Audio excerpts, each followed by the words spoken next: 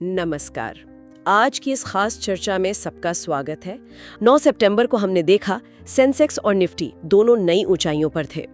Sensex करीब 314 अंक बढ़कर 81,101 पर बंद हुआ और निफ्टी वो भी 95 पॉइंट्स ऊपर चढ़कर 24,868 पर। खास बात ये कि निफ्टी के लिए ये लगातार 5वें दिन की बढ़त थी। आंकड़े तो काफी जोश भरने वाले हैं। बिल्कुल, आंकड़े तो यही कहानी कह रहे हैं कि भाई बाजार में मूड काफी अच्छा था, सकारात्मक था। लेकिन सवाल हमेशा यही रहता है कि ये तेजी कितनी मजबूत है, क्या ये टिकेगी? तो सिर्फ आंकड़ों से आगे बढ़कर देखना होता है कि इसके पीछे असली वजह क्या थी। सही कहा।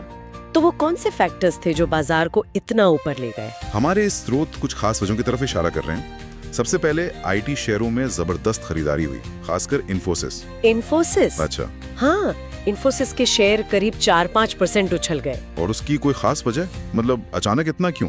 हाँ, वजह थी। इन्फोसिस ने घोषणा की थी कि उनका बोर्ड 11 सितंबर को शेयर बायबैक यानी अपने ही शेयर वापस खरीदने के प्रस्ताव पर सोचेगा। अच्छा, बायबैक। बस इसी खबर ने न सिर्फ इन्फोसिस बल्कि आप कह सकते हैं पूरे आईटी सेक्टर में एक जोश सा भर दिया। निफ्टी आईटी इंडेक्स भी 2% से ज्यादा चढ़ गया। इसमें विप्रो जैसे दूसरे शेयरों का भी हाथ था। हाँ, ये दिलचस्प है। शेयर बायबैक को बाजार अक्सर पॉजिटिव लेता है। ऐसा इसलिए क्योंकि मतलब जब कंपनी अपने शेयर वापस खरीदती है ना, तो बाजार में ल्यूटेशन में शेयरों की संख्या कम हो जाती है।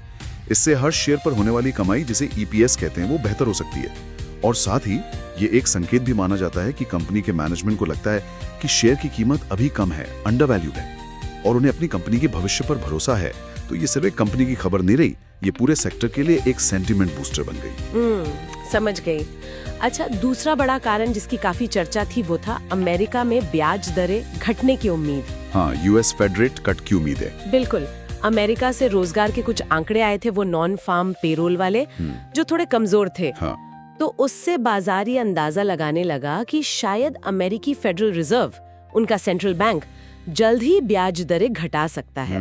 मतलब अर्थव्यवस्था को थोड़ा सहारा देने के लिए। और एचडीएफसी सिक्योरिटीज के देवर्ष वकील जैसे एक्सपर्ट्स का भी यही कहना था। मतलब निवेशक सोच रहे थे कि इस साल शायद एक नहीं बल्कि कई बार रेट कट हो सकते हैं। लेकिन अमेरिका में दरें घटने की उम्मीद से यहाँ भारतीय बाजार में इतना उत्साह क्यों? देखिए, इसका सीधा कनेक्शन है विदेशी पूंजी के प्रवाह से। जब अमेरिका जैसे बड़े विकसित बाजार में ब्याज दरें कम होती हैं, तो निवेशक, खासकर बड़े संस्थागत निवेशक, ज्यादा रिटर्न कमाने के लिए भारत जैसे उभरते बाजारों की तरफ देखते हैं। तो इससे क्या होता है? फॉरेन इंस्टीट्यूशनल इन्वेस्टर्स यानी FIIs का पैसा भारतीय बाजार में आने की संभावना बढ़ जाती है।